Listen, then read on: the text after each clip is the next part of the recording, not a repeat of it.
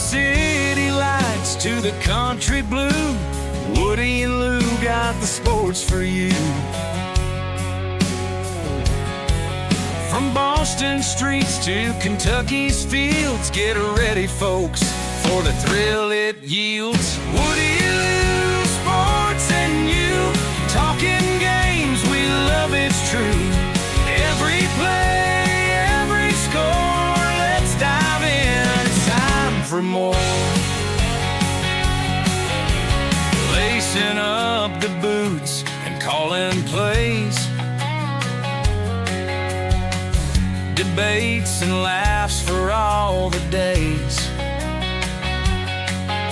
From Fenway Park to Derby Run, sports talk magic just begun. Woody Lew, sports and you, sideline stories coming through. Every cheer, heartbeat soar, tune in now, we'll give you more. Celtics screams to Wildcats roar, touchdowns, goals, and so much more. Grab a seat, enjoy the ride, Woody Lew right by your side.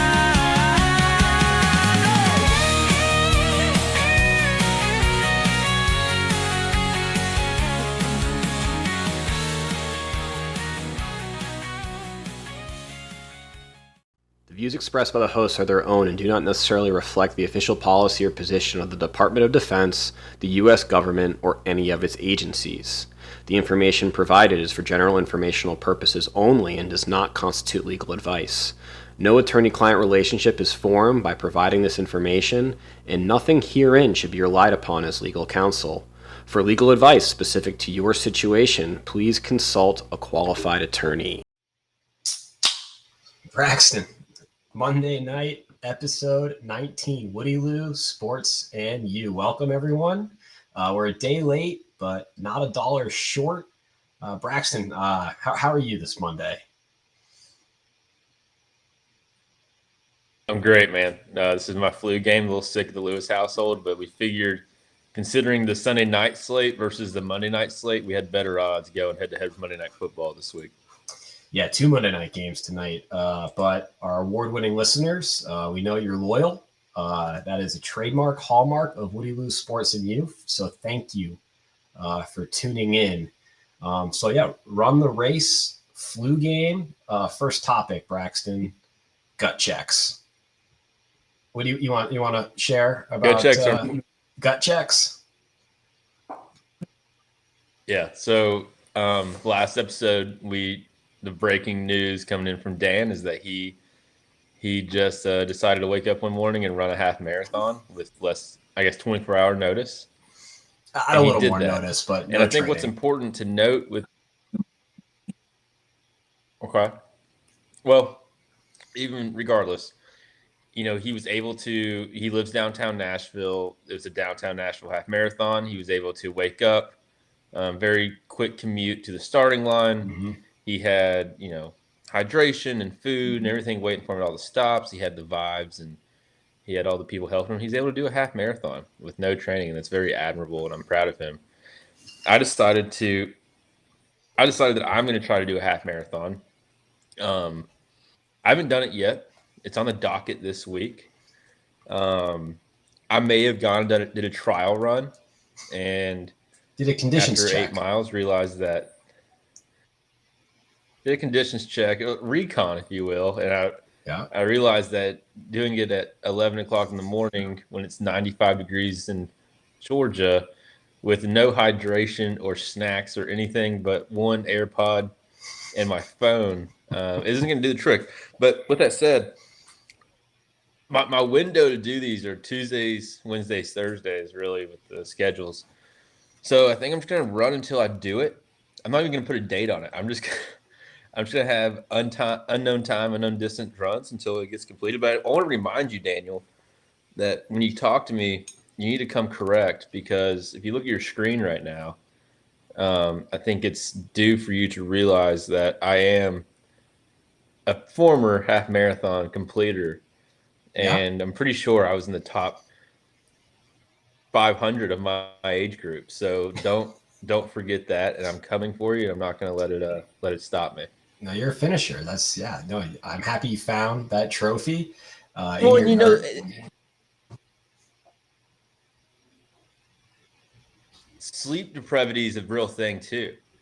That is true. You are. We can't forget that you are outnumbered with a newborn. Sleep's not something that's happening really. We're playing zone coverage. I have like specific windows. Like my times to do this are between 9:30 and 12, or between 4 a.m. until 8. So like in the trails that I have to run this thing on, like I'm a man and I'm in the Army and I'm all those things, but they're kind of sketchy.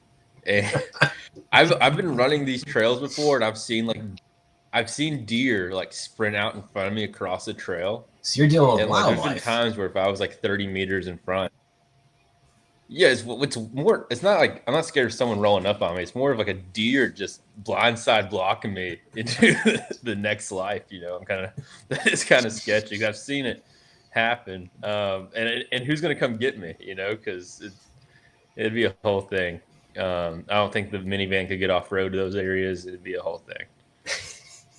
Well, I mean, I do. I loved your passion when I threw that surprise topic in last week, and I mean, you immediately went to like the gut check, and it was a gut check. Rolling out of bed and running a half marathon. Yeah, I agree. I don't think you set yourself up for success in your personal gut check half marathon challenge, but we adapt. Let me. I will walk you through it. Yeah. Can I walk you through it? Please. So I drop the girls off at school. I come home. Time now is like 9:30. I haven't eaten. No, I didn't take the girls to school. I had a doctor's appointment actually in Pooler. So I get back from Pooler around 9:30. I did not eat breakfast. I had drank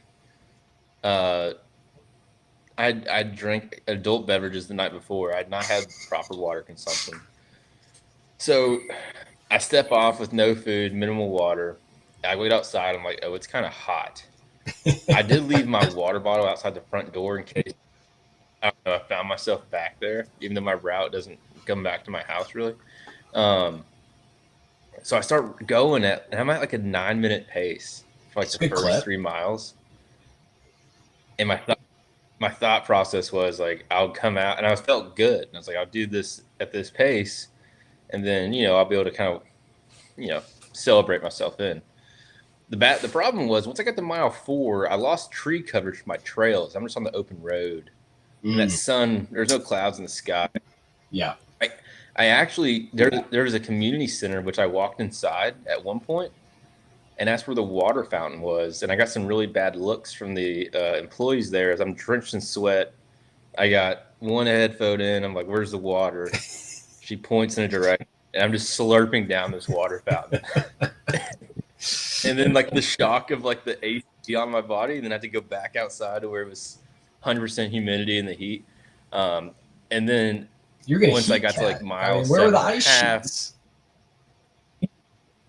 I knew that I had to be at 6.6 miles by 117 to tie you. So that was like the marker.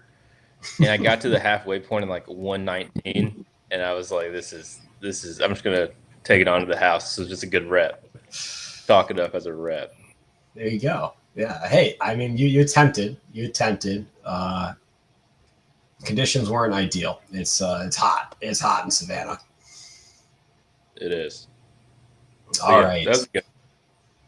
So no, that's good. You'll check your gut soon enough.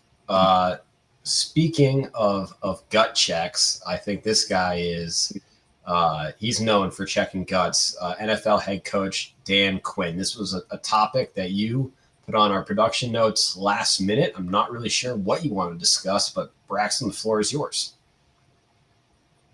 I don't really know what I want to discuss either. I guess it's not much of a story. It's a very small story. So, my family was at the house when we were watching football, and we had the Washington game on, I don't. Who were they playing? Who were they the playing? Commanders? I don't remember now, but Washington. No, the Huskies. Ohio State. Ohio State. Okay, so they're playing Ohio State, and like we had a multi-view, and I'm like watching Washington play. My dad just randomly goes, "Hey, do you know who Washington's head coach is?" And I was like, Dad, like I feel like I know a lot about sports. I don't know who they hired. And he was like, he wears the glasses and he has the hat backwards. And I was like, what Washington are we talking about? He's like, the Commanders. And I was like, okay, yeah, that's obvious, given context. So it's not where I thought this topic was going. So, but he buries the lead because like we talk almost every day, and then he's like, "Oh, do you know? Like a month ago, apparently, his neighbor was roommates with Dan Quinn in like college, and Dan Quinn just came and like spent like a 4-day weekend at his neighbor's house, just right next door in Charleston." Were they racing go-karts around? Or golf cars, rather? I don't know, and so I was just like, Colin, if we would have known that, we could have gotten a selfie for producer Colin. We're on him later. That would have sent shockwaves through our group chat. Oh, there's a picture of the Mad Hatter. The season, do we have Dan? Do we like? If we had a picture with the Mad Hatter just like riding golf carts around the Citadel campus with Dan Quinn, that would be an image. And Dad's wearing like a Cowboys hoodie with a backwards hat, star hat, and Dan's in his Commanders gear. They're just rolling around bumping tunes. What would they be playing in that golf cart? Like, what is the soundtrack for that evening? I feel like it's like obscure rock music mixed in with like mainstream rock music. But this is all like nothing newer than Back in Black. I was gonna say, like, I feel like they're just crushing AC/DC. But you know where my parents live. Like, isn't that just super random that Dan Quinn would have been there? Yes, that's especially like Charleston. He could stay anywhere in Charleston. That's pretty awesome. And he's just gonna stay on the Citadel's campus. It's beautiful. Yeah, it is beautiful.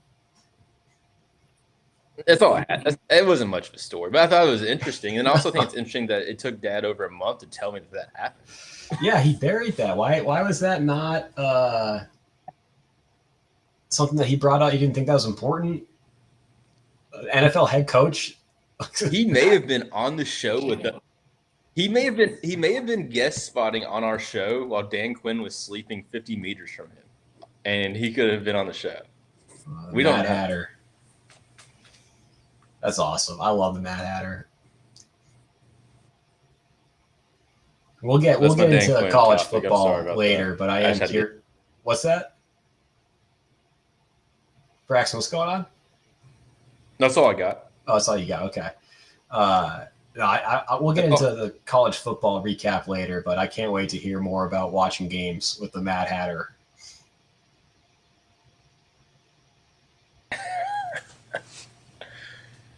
Yeah, he came and watched he watched some of the Kentucky game.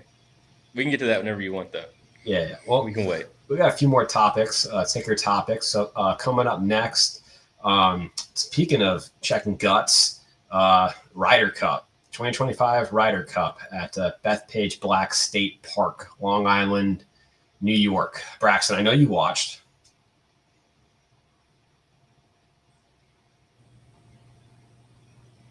Great content. You gonna say something? So I for a podcast. I think there's a delay right now. So I apologize for that for those listening. There's a delay that we're. No, you're coming in very clear to me. I'll keep talking.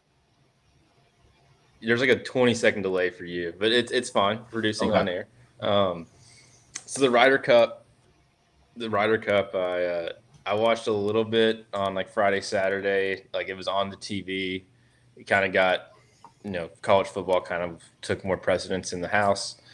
But Sunday, I was tuned in watched most of the singles, almost all the singles, especially once they got past, like all the matches got past hole 9. It was electric. My daughter was being super sick during the whole thing, so I was trying to care for her. I'm in the bathroom with her, with it on my phone, trying to be dad and watch golf. But no, it was electric. And going into the singles matches, it was all gone that America wasn't even going to be competitive. Like, it was about to be one of the worst beats in Ryder Cup history, and Europe was going to retain very easily. But awesome matches, Dan. I don't know. For me, it kind of started with that putt by Justin Thomas, and then I think even the commentators at home, it kind of the momentum shifted at that point that it was real. Yeah, it was. I mean, great pairings by Captain Keegan Bradley to lead off with Cam Young, Bryson, Justin Thomas. I mean, Cam Young, first Ryder Cup, New York native. Like he's played Bethpage Black, almost like a home course for him. He was really the bright spot of the American team throughout the weekend. He got the job done leading off. Yeah, Thomas made that putt to win it. Bryson, I want to say, came back from being 5 down on the front 9 to win his match. So, 5 down. I mean, going into Sunday, the Europeans, they only needed, I want to say, 2 points. Only 2 points to retain the cup. I think with the Hovland injury and that, we'll talk about it, that dumb envelope rule of getting a half point for not playing got them to 12 going into Sunday, and they only needed 2 of 11 matches to retain the cup. But yeah, I mean, the Americans, like they were bad. They were bad on home soil Friday and Saturday, but I mean, obviously when you have really no pressure, it's a foregone conclusion you're going to lose, and they made that comeback that came up just short. They're still fighting, even after, to not let the Europeans win outright, which they did, but it was a fight on Sunday, which was appreciated. Well, yeah, Cam Young, I mean, starting it off, he was down 1, I think, going into like 15, 16, ends up tying it up, takes it to 18, all square. He hits that putt with the ball on the fringe of the grass, like right butted up against it, secures it. Justin Thomas follows that up with a huge putt against Tommy Fleetwood, who was playing unbelievable golf. And then Bryson, so he was 5 down. Going into the back 9, he was, I think it was 3 down through 15 or through 14. And then he gets it tied going into 17. And then on 18, they end up tying. So it was a half point both ways. Point. Yeah, but if Bryson could have won that, it's might be a whole different conversation.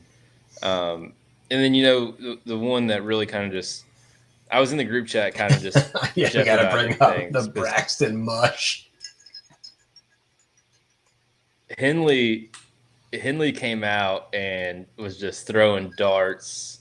He has a chance to win it on 17's par 3. He throws a dart and had an easy putt to secure the thing. Does not. Shane Lowry's ball goes like 50 feet away from the pin. Doesn't happen on 17. And then unfortunately on 18, even though he found himself in the bunker, he was able to recover with a very nice approach shot, missed the birdie putt. Shane Lowry did not miss it. That gave them retention. They gave him the 14 points. And then from there, we ended up ultimately losing. But that was a good comeback. And I like that for Keegan, because it would have been really unfortunate if Keegan absolutely just got, destroyed as team captain. It was at least competitive, and Sunday made up for a lot of unfortunate stuff that happened during the week. And we got to see number 1 beat number 2 head-to-head, which is always good. Yeah, that was a Ryder Cup first in singles, 1 versus 2, and Scotty got a point, thankfully, after going – he played in every match in pairs, didn't win a point, 0 for 4, not great from world number 1, but he did get that win on Sunday. We do have some chatter in the chat, Braxton. So I think, and we'll talk about this more, Gavin, when we get to our college football recap. I think his suggestion of a episode this coming Saturday at 2:30 in the afternoon is in reference to my brand new hat that I bought on Saturday Vandy, Alabama playing this coming weekend. And then Gavin also providing some input on the Ryder Cup. Hell of a Sunday for the boys. Poor Friday, Saturday. This is going to be my next question for you, Braxton. And Gavin's provided input on the envelope rule. And whoever has the injury, the opposite captain gets to pick a singles match that is then worth 2 points instead of that half point BS. I love that. I'm all in for that. Yeah, I think that's a great suggestion. Keegan Bradley. And I wish that could have happened because if you're Keegan, you got to go Scotty, right? 1-2. Even though he's gone over, you have to do it, right? Yeah, that's who I would. Because I mean, like you put that Cam Young, I think, was playing the course the best. I mean, hard to tell, like in the foursome 4-ball matchups. But to put that on a Ryder Cup rookie in like the one spot, yeah, you got to put him number one. You gotta. Yeah, in the envelope rule, even though it's a rule, and you and I were texting about this, like it's just unfortunate. And the thing about Victor Hovland, he's had neck issues recently. So I almost question, like, why are we allowing people to even be on the roster if it's not 100%, unless they get hit by a vehicle? Like, they should be suited up for 3 days of golf. They shouldn't have any pre-existing conditions that might even potentially. And also, I don't understand why we just can't throw an alternate. There's just so many other ways you could do it instead of just saying, hey, we're just going to call it halvesies. I don't know. Yeah. It's just me. No, I agree. And it doesn't happen often. Or the captains have to suit up for that. That would be a great thing. If the a player is injured, you take off who he's matched up against, and then the captains have to play. Keegan against Luke Donald, I like our chances there. He would have been so amped. Coming in cold too, like no practice rounds. Keegan should have been playing anyway. He let the media talk him out of it. Like he earned the spot to play. If he wouldn't have been the captain, he would have been on that roster regardless, and he would have been a top 4, top 5 guy. I was happy to see JJ Spawn. He played great. He hit the Trump dance whenever Trump showed up, which I loved that. All those guys were real fired up when President Trump made his appearance. Mm-hmm. That was electric. I wish they could have got it done, but yeah, I wish Keegan would have played. He earned the right to play, and I wish but I understand, because if you make the decision as a captain to play yourself and then he goes out there and goes over, or he feels like he cost his team that he's captaining points, like that would have been also a harder pill to swallow than them just losing and him not playing almost. Yeah, I would have loved the supreme confidence though coming from Captain America to just I'm leading this team. I'm leading by example. That would have been awesome. But I mean, yeah, he can't, like in that position, like you damn if you do, damn if you don't. Yeah. And then in the chat too, we got producer Kaylee. She'd like to know, why do you get a half point for not playing?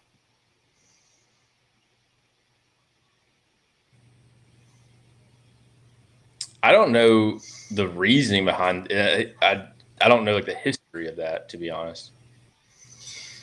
Yeah, it's probably just like, an ancient archaic rule that like it stinks too for like the team. Like you got to like show, like you put the name of the envelope before the tournament is my understanding. And then when it does happen that there's an injury, like you show your hand of like who you think your worst player is. And that's not fun for like any professional. It's almost a slap, isn't it? Yeah. But that's the other thing. I mean, Keegan, no, like he, again, like Sunday, like, saved kind of, his captaincy a little bit, but you can't trot out Colin Morikawa and Harris English for I think 2 matches that like a computer ran the optimization of like the pairings, and there's 152 different combinations, and that was the worst pairing, like by the computer model, and they played twice together. And I'm sure that's a lot of feel though. Like that's just gut. I do think he should retain his captaincy. Do you agree with that? Yeah, it's always interesting, like when they like mix it up and like like Luke Donald, he was for the Europeans like back to back. He was the captain when the Europeans won 2 years ago in Rome when we were in Poland, and that ran him back this time, and the results were great. So if there's some like continuity to the captainship, I mean maybe that would be a better approach for the Americans. But I don't know, I don't really have like any like statistical data to back this up, but just looking at like the Europeans versus like the Americans, they always seem to just like Ryder Cup, like they have like their core guys that play, become veterans, like they're there, and then are constantly just like restocking with young talent who then become that core, and it's like very like just like sick. It's almost like Alabama, like during like their run of like just reloading year in and year out. I was looking at the number of prior Ryder Cups, and the U.S. team, Justin Thomas, had the most with 3 prior Ryder Cups, and everyone else had 2 or less. The Europeans averaged around 3 per player. They had some rookies, but I mean that experience in like team golf on that stage, and they just do such a good job, in my opinion, of having that like that roster. But the U.S. too, like on the flip side, like they play in the President's Cup like every other year, so they have the experience, but they just can't put it together, I guess. Yeah, and I feel like Justin Thomas is kind of like this for America, especially like last season, early 2 seasons ago when he didn't play very well and didn't make Ryder Cup, but or I guess he did. But Europe is known for having guys who may not perform the best during the season, but are staples in their Ryder Cup teams. Like I think of Ian Poulter, for example, like guys who like they could go and like finish 60th in the points, but you pick them for the Ryder Cup and they're gonna win more than they lose over 3 days. It's just kind of they stock those dudes up. The one matchup on singles that I enjoyed the most that they didn't show a lot on TV, but I know was absolutely electric, was John Rahm and Xander Schauffele. Yes. If that could have been mic'd up, I would have loved to hear the talk that was going on between those two, because that would have been rowdy and probably would have been bleak. And the Euros too, they just like those horses of Rory, Fleetwood, Rahm, Rose, like they always get their points in these tournaments. Yep. And I think we put too much pressure on ourselves as America. Personally, like it really matters to us, and I think it matters to the Europeans, but they almost have less of a stressor going into it, that we really buy into the juice, if you will, and there might be some added pressure there, maybe unnecessary for performance reasons. Yeah, and then some more chatter in the chat on the Ryder Cup from Gavin. Colin been playing. It was a kid show. Colin or Gavin. Been playing not great golf as well. I don't know why he was on the team to begin with. He qualified. Like he was. I'm pretty sure. Yeah. Let me double check. I don't think he was. No, he was a captain's pick, but he was. So the top 6 qualify, and he was 8th. So not unreasonable at all for him to be a captain's pick. No, that's fair.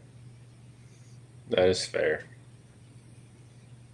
But yeah, we gotta wait 2 years. I don't even know where the next Ryder Cup is, but hopefully the U.S. can take it back and win on foreign soil for the first time since 1991. We're in a bad drought right now. Yeah. You can't win in America. Not a good chance of winning in Europe. They do a great job of setting up the course for their team, especially in your captain's backyard. So speaking of tournaments, Braxton, MLB regular season wrapped up. I want to say yesterday or Saturday, and we are now at the MLB postseason. What are your thoughts? some of our viewers may not know this, but we're about to have at least 2 days of Yankee socks starting tomorrow. That's exciting. Yes, I'm ecstatic. Red Sox are back in the postseason since 2021. I was down in the dumps a few weeks ago, just bemoaning how Boston sports are nowhere close to being title contenders. And, I thought when Roman Anthony went down at the beginning of the month, there was no chance the Red Sox were going to hold on to their slim standing in the wild card. But boys, they got it done. They're in the postseason, 5th seed playing at Yankee Stadium. Yeah. Other notable matchups for me, the Reds are going to the postseason, which is not something you see a lot. They draw the Dodgers, so they're going to be headed to LA tomorrow, which that won't be the easiest of matchups. And if I'm being honest, Dan, and I like to pride myself on being a baseball guy, but looking at the playoffs with the Braves, who have been out of contention for like the last 4 weeks, they got on a heater to end the season, like won 14 of their last 16 or something crazy like that. The Yankees, Red Sox, and the Dodgers, Reds are really the only 2 storylines I really care about for this postseason. And that's the bad thing about postseason baseball, and I'm just a lukewarm fan, is with football going on, if the Braves aren't actively involved, I don't really care much. But in honor of you and us, like sharing teams like the Irish, and I have a Boston Red Sox hat, I will be all in on the Red Sox for you this postseason. I love that. What do you think about the wild card round? Every game is played at the higher seed stadium. So there'll be no games played at Fenway Park, which to me is complete BS. Oh, I hate it. I hate it. It's so stupid. You obviously go high seed, low seed, high seed. Mm-hmm. That's how you do it. In a best of 3, you go high, low, high. Yeah. There's a need for a game 3. And I don't know this, Dan. I'm assuming they switch home and away for the games. Do you know this? I don't know. Oh, that's a great question. But do they switch like let's consult you know what I'm saying? Producer chat. I don't know GPT. if they do that. For MLB wild card, do teams alternate home and away? Producer chat GPT is definitely a friend of the program. Question might confuse it, given the fact that it definitely did. But I'm talking about just schematic. Yeah. Yeah. Not alternating between cities. Technology. That's what we knew already. Chat GPT. We'll say designations within game. Let's see what we got.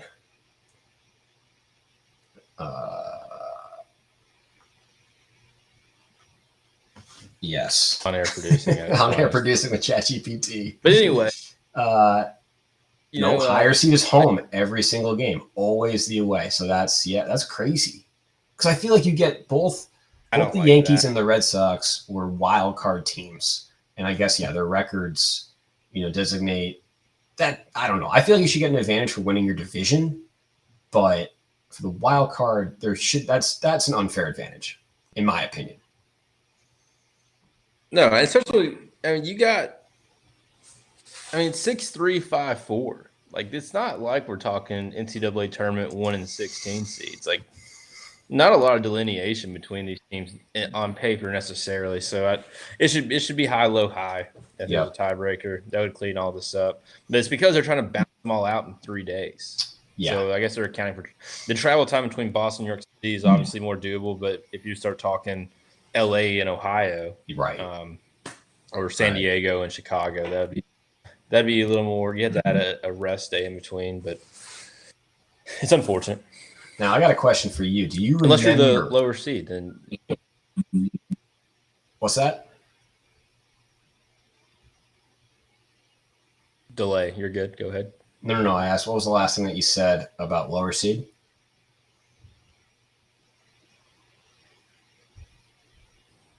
I said it's a good thing that it's at home if you're the lower seed.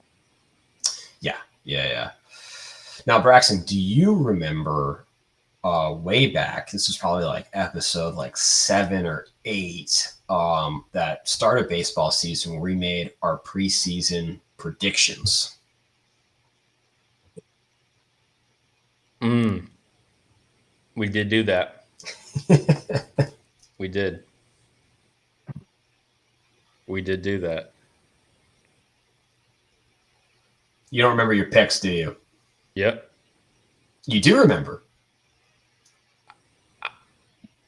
I think I had. Did I have Braves? Did I have Braves and Detroit? I think you had Yankees. I had Detroit. I had Detroit Padres. So my teams are still in there. However, based on Detroit's September, I have very little faith in Detroit making it out of the wild card round. No, and Detroit was the best team in baseball for a long time this season. They were the best team in baseball until late August, September, and almost had a historic collapse. Yeah. I can't believe. I mean, you gotta think, dude. When we did our predictions, that was March. That was 8 months ago, 6, 7. Yeah. They were playing in Japan, and I had no idea that those were like real live baseball games. I was totally miffed. Were we still doing the show co-located at that point? Nah, we had just transitioned to the remote model. We watched the World Series together doing a show, one of our first shows, though. You had it on the kitchen TV in the apartment. Yeah, I want to say we had episode 1. We talked about Freddie Freeman's historic walk-off. I think it was a grand slam in Game 1. And if there's any girls, if there's any single women in the chat, I haven't been in Dan's new apartment in Nashville, but I'll tell you about his apartment in Savannah. I want you to think a combination of Tony Stark, American Psycho, but a less clean version of both of them combined, all into one. That's really good for my bachelorette application, Braxton. If the ABC producers care to tune in, we'd love to have you as subscribers and listeners. Please like and share. But no, that's not a very good endorsement, Braxton. No, well, what I mean by that is you had you have technology everywhere. There's just random screens and TVs and monitors mounted throughout, and then you have like your workout area. Who's an American Psycho? Is that Patrick Swayze who played him? No, it's the character name is Patrick Bateman. It's Christian Bale is American Psycho, but Patrick Bateman. Oh, Christian Bale. Yeah. So you have like your workout corner, you have all your technology like Tony Stark, and I'm not saying it was like dirty. It's just like those guys you'd get murdered if that house was out of place in American Psycho. And Tony Stark, he has people who do that for him. So that's not as bad. I'm not trying to make it bad. It didn't help. I had nothing on the walls either. That was I knew I was only going to be in that apartment except for TVs. Bit. Yeah, I did have screens. We'll maybe do like an MTV Cribs at some point of the Nashville apartment. But I'm pretty sure we hung up the first things on your walls for the show. That was producer Colin. That was more on him later, but that was a huge thing for producer Colin to not have anything on the walls. That stressed him out. Yeah. Back when he cared. More on Colin later.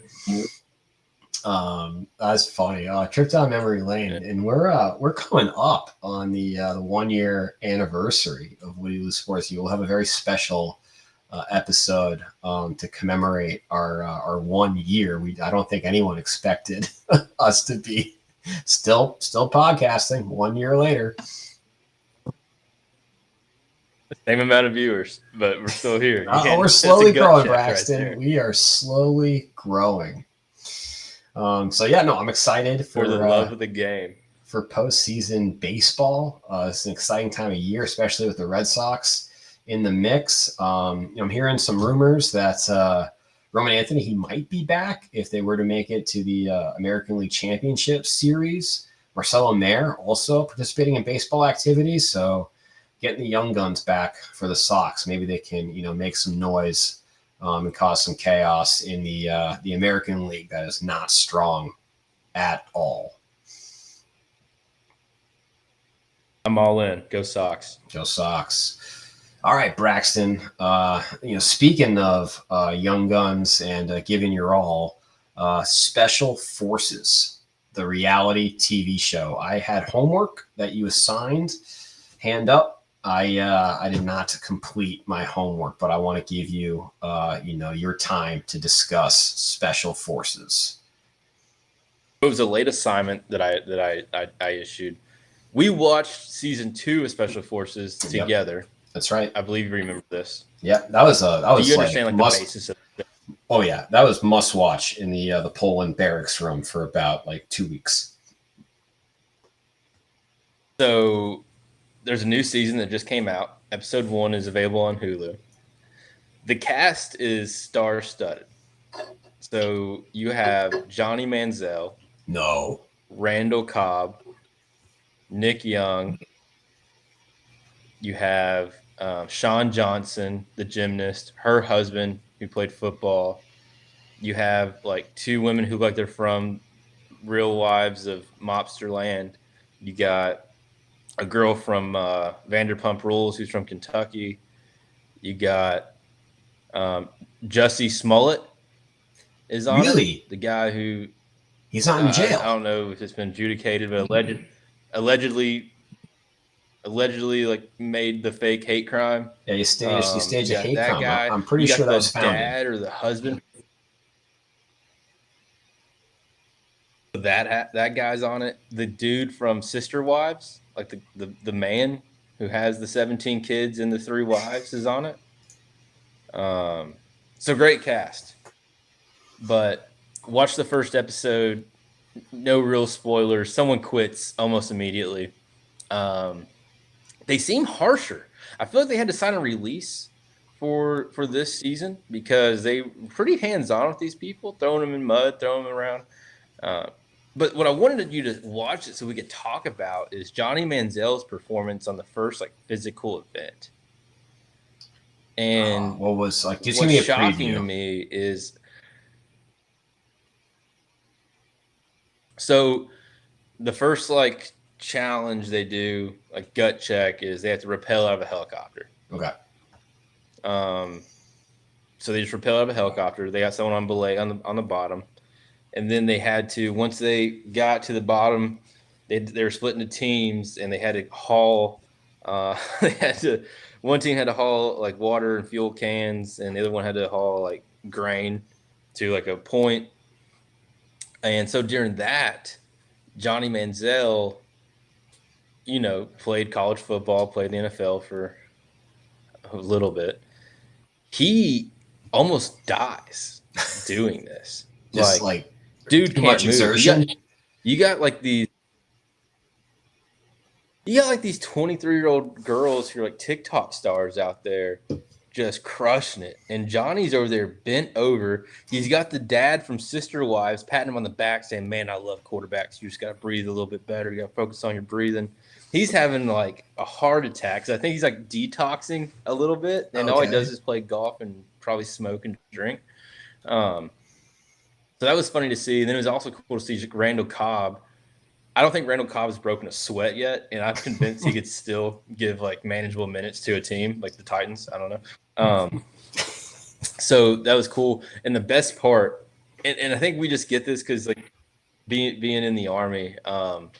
So the team that didn't stack all their supplies first got punished. Mm-hmm. And their punishment was they had to run back to base while the other team got in the vans. And then just seeing the pain in their eyes of knowing they have to now run any distance. It was just, and then you get to watch it from your couch and you're not, know, it's funny. It's just funny seeing the pain. That's when the first person quit. The first person was, I'm not gonna say spoil who it was, but they were like, "I'm gonna die." Like they acted like they were talking fine. They're like, "I'm gonna die if I do this, so I have to quit." And they were like, "You're a waste of an airfare." And then the best part again is, they finally go to sleep. It's like midnight, and then all the instructors get them out into the pit and just start smoking them, getting them wet and dirty.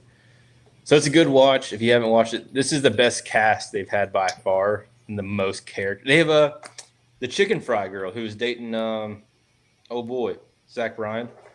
She's on there. The From guy Barstool? who got molested by Kristen Calvieri. Yeah.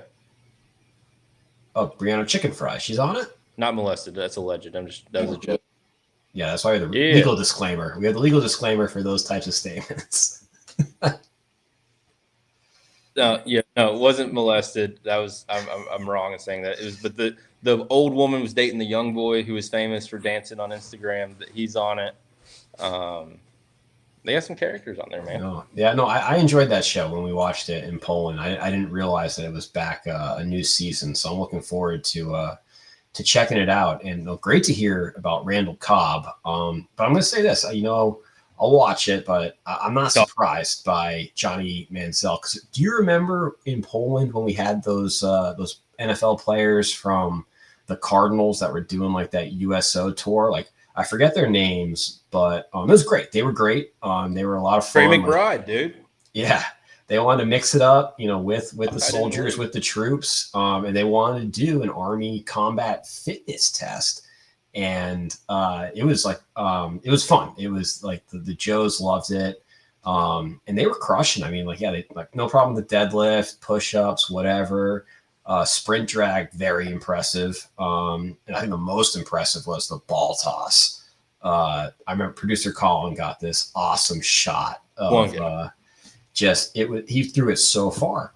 But do you remember they couldn't run the 2 mile? I think one of them had to sit down. It sounded like he had pulled a Johnny Manziel. Yeah. It was a running back for the Seahawks. His name's slipping my mind, but it was the Arizona Cardinals starting tight end, Trey McBride, who's a top tight end, top fantasy tight end, like legit dude. I think he maxed the deadlift, maxed the push-ups, he maxed everything, did as good as you can Definitely maxed the ball throw. And then gets to the 2 mile run. Sat down. And I think he finished the 2 mile run, but it was he got to the mile, sat down, walked back, he was in pain on the 2. And these are world class athletes, but you ask them to run 2 miles in 24 minutes, and that's just a bridge too far. Yeah, that was so funny. Yeah, they had mad respect for the soldiers that were coming in at and it was treacherous running on that base in Poland. It was all cobblestones. If you didn't roll an ankle, but they thought they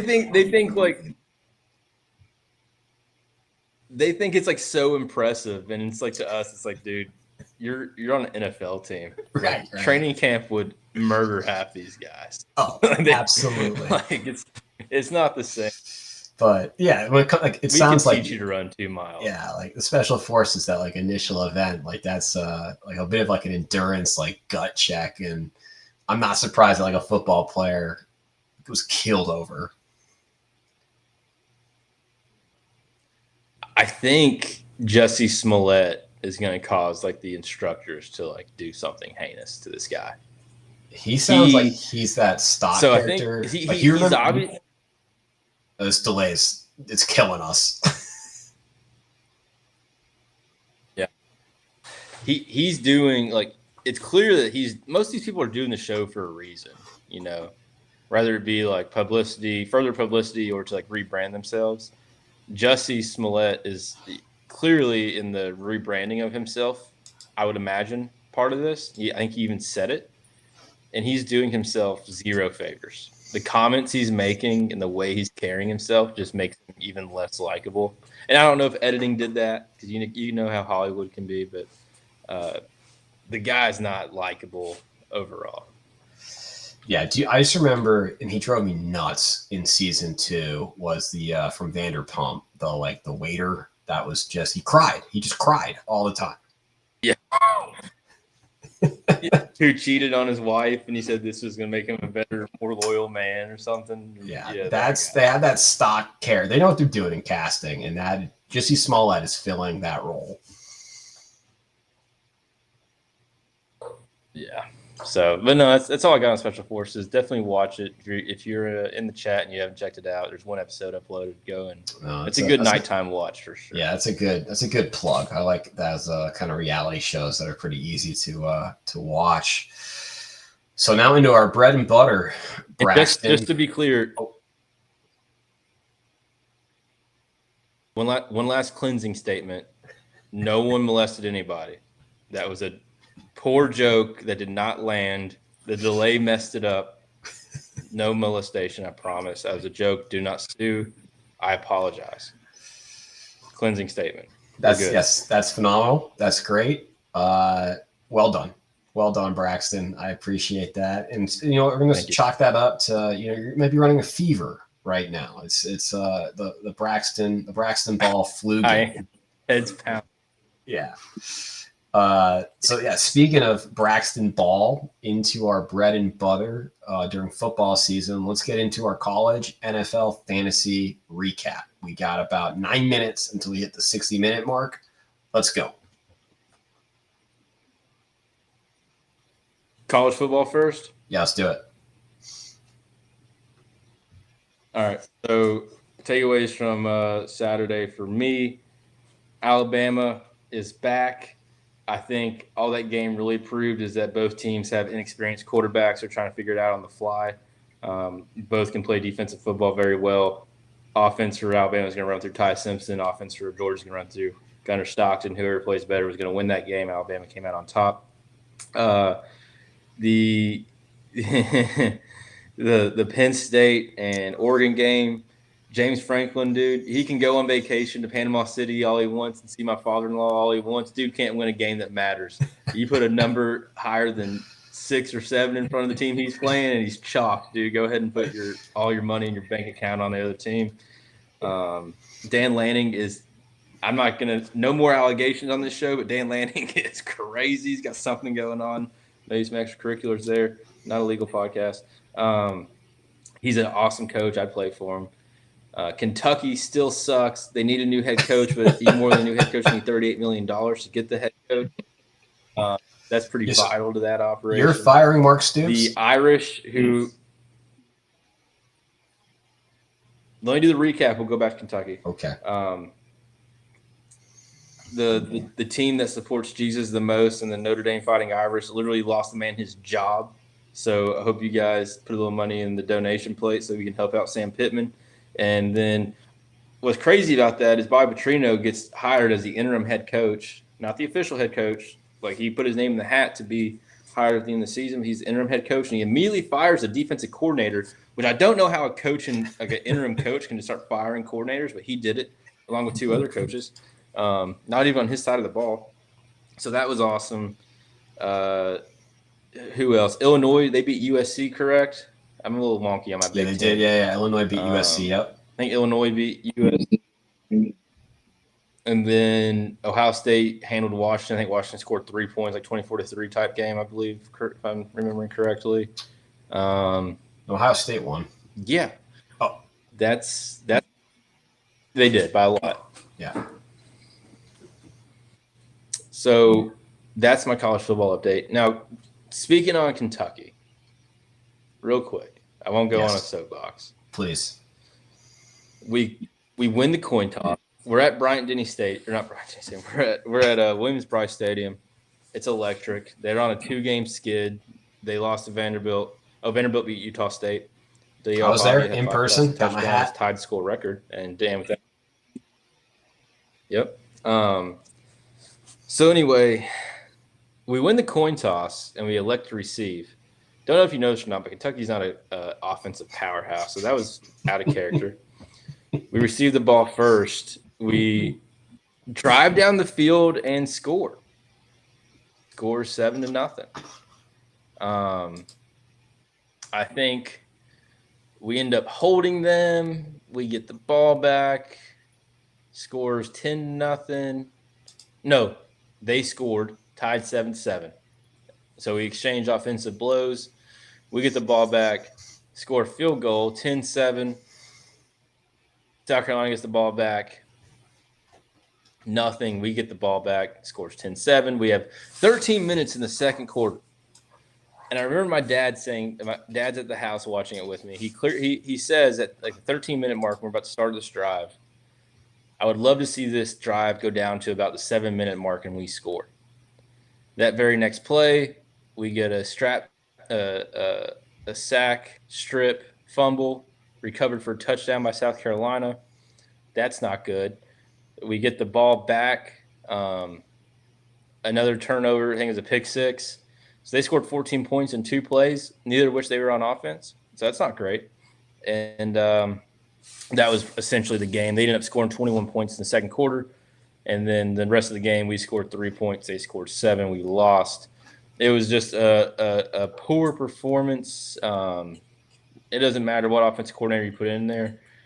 I mean, the only time we had a successful season was 1 year with Liam Cohen, who's now 3-1 in the NFL. Not all offensive coordinators can you expect to be successful in the NFL like that, can get hired at the college level. Mark Stoops is the common denominator. The issue is he has a $38 million buyout. We don't have $38 million. If we do have $38 million, that's going to deplete your NIL fund, so you won't have any players. We're in a bad place. And then to top it off, we get to go this Saturday to number 10, or I don't know what they're ranked now, but we're going to Georgia, playing them at noon. I'm sure they won't be motivated at all after losing to Alabama at home. So it's great.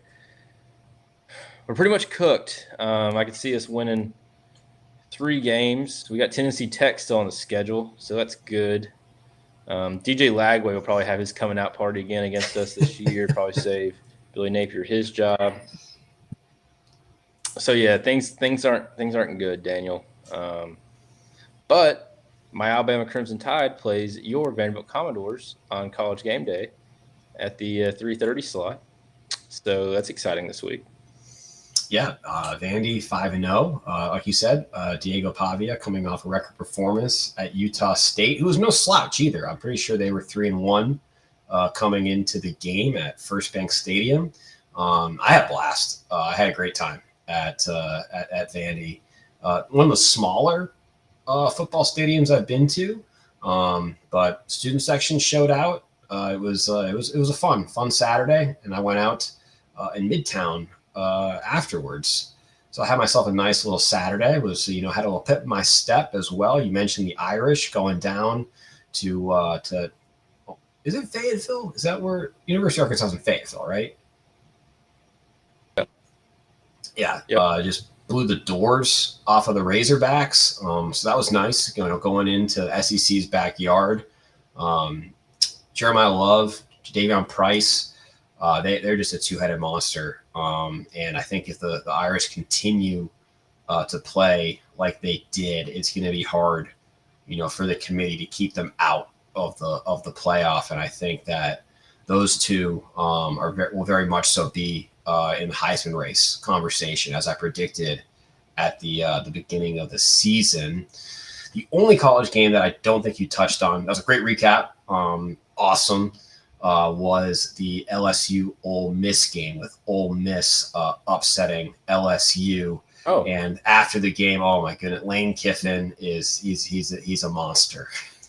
He is a monster. Yeah.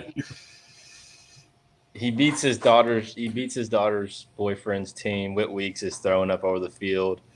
He's replying to tweets saying, like, what did they do to him? And he said it's called tempo. Just giving it to him. And then he has a great weekend, because then his prodigy Jackson Dart gets the start for the Giants, gets them their first victory on the year. He was in his bag. And I don't know if you've watched the Lane Kiffin documentary yet, but this guy, like, he just he's on a roll. And he's the type of coach that gets players he knows how to develop players. It's crazy the type of success he's having with a dude who played at D2 Ferris State last year in Kentucky. Can't seem to figure out how to get players, but no, he's doing great. Backup quarterback, has a great team. I'm happy for Lane. I like Lane Kiffin. I like Lane, and I hope he stays at Ole Miss. It's a good spot for him. Yeah, that's in my queue. I gotta watch that documentary. But yeah, he was peak Lane, Joey Freshwater after that win. Just like, yeah, she still calls me daddy. And talking about, I think we hit the over. It was very, very funny. And that was quite the narrative going into the week. Like, his daughter, Landry Kiffin, like posting that post, and you think, oh man, like LSU, like they're riding high. Linebackers dating the opposing coach's daughter, and Ole Miss, they did their thing. Yep, got a victory. We're in a situation where the SEC might run through Oxford. SEC through Oxford. All right, Braxton. We are getting an error in YouTube Studio, so we are going to go to our technical difficulty.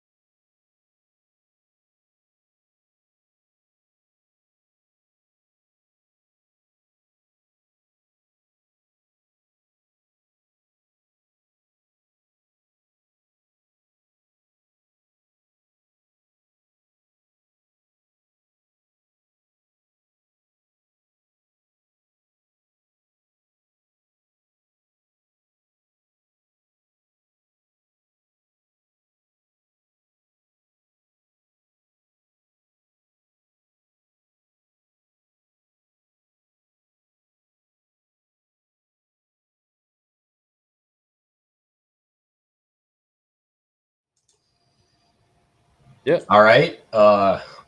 Apologies for that, but we should got the issue fixed in YouTube Studio. It says we have excellent connection.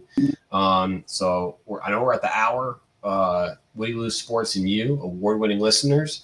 We're just going to do a final roll-up of NFL and let's look forward to next weekend in sports. Braxton, please take it away.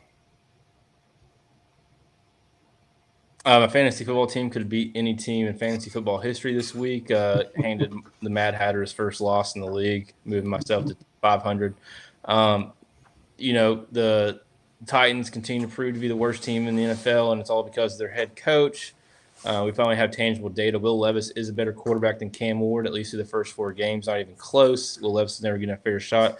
I'm going on record right now that Will Levis will have a Baker Mayfield, Sam Darnold type comeback in the NFL for a team that deserves it, and it will not be the Tennessee Titans. They don't deserve it because they don't know how to manage personnel. The Buccaneers lost one to the Eagles. Eagles are a Super Bowl contender, but so are my Tampa Bay Buccaneers. Baker Mayfield kept them in the game, even though they shouldn't have been in the game. The Eagles brought out a tush push audible. They Omaha the tush push. They did tush push formation and added a little lateral or like a shovel pass type deal, which I thought was odd to bring that out prior to January, but is what it is. Now we can scout against that.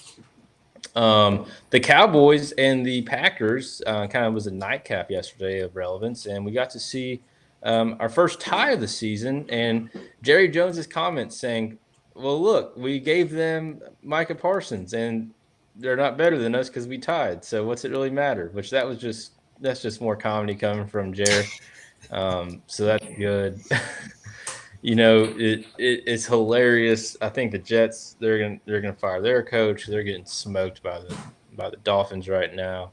That's kind of a roll up. And I don't know if you saw this. The Jaguars they went to 3-1. Did you see the Liam Cohen and Robert Saleh fight at the handshake?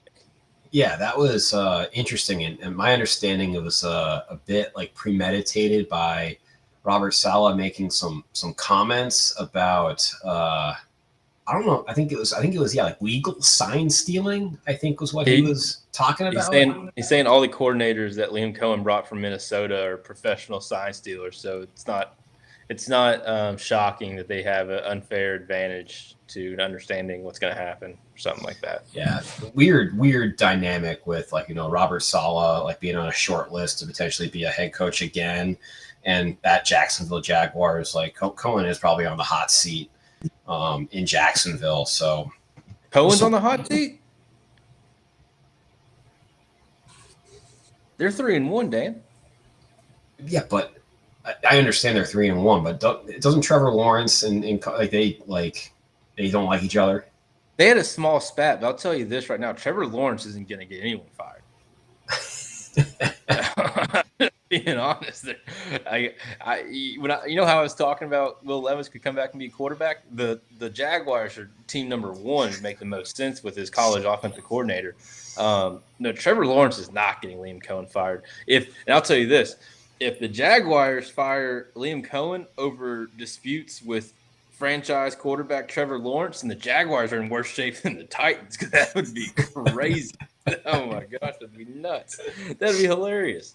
No, that's not happening. No, I think he's fine. I think the spat they got caught on TV. I mean, I know they gave some coaches talk, but Liam said they weren't seeing eye to eye at that moment, and nothing's personal, and it's all good. Yeah, winning cures everything too. Yes, it does. All right, Braxton, I know you're hurting right now. We got to get you right for next week's episode, Back to Full Strength. It's a great roll-up recap and a great episode. And you had a gut check today.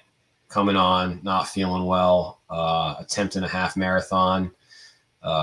Episode 19, Woody Lew Sports and You, gut check. Final thoughts, Braxton? Thank you all. All right. Appreciate everyone. Have a great week. And don't forget to like, subscribe, and share with your friends. That's it for me and Lou. Have a great week, everyone.